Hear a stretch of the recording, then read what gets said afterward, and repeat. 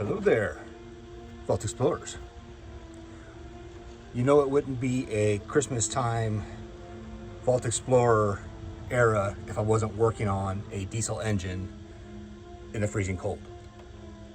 What we have here is the 1994 Mitsubishi Pajero 2.8 liter turbo diesel. And the problem I was having was with the fuel filter head here. It was leaking. The screw pump was leaking. I'm going to show you the old one, and this is the new, like, upgraded version for it. But the old one had like a mechanical style pump. You would unscrew, pump it, and then it would take air out of the system if you needed it to. Kind of a pain in the butt to get to because you have to raise the intercooler here, which I have propped up on the proper tools. But anyways, I had to replace this. And now it bleeds, or like the last one I would pump it and fuel would just squirt out.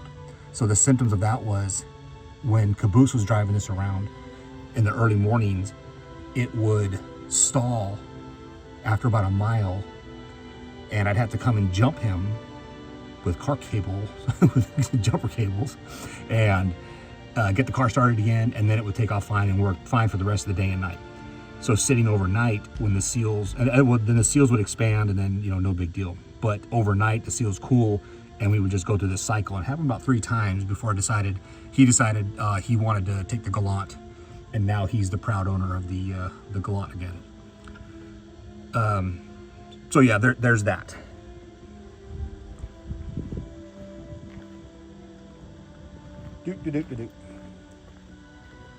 Now this is the old style pump like I was talking about. That, let's see if I can set this down right here. Okay. This is how it orientates in the car. If you guys and girls ever get one of these, this is how it sits inside the rig. Those bolts are in the back of the firewall over there. And you unscrew this right here to bleed the system, pull it out, and you would just pump on it. Well, when I pumped on it, diesel just squirts out.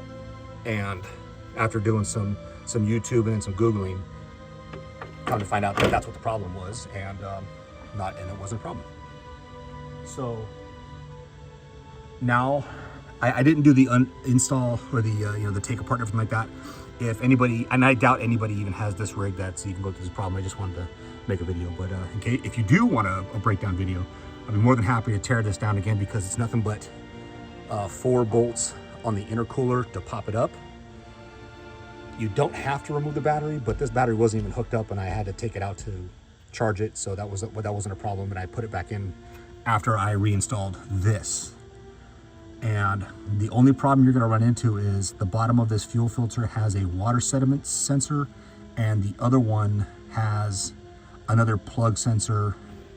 Actually, I can show you right now.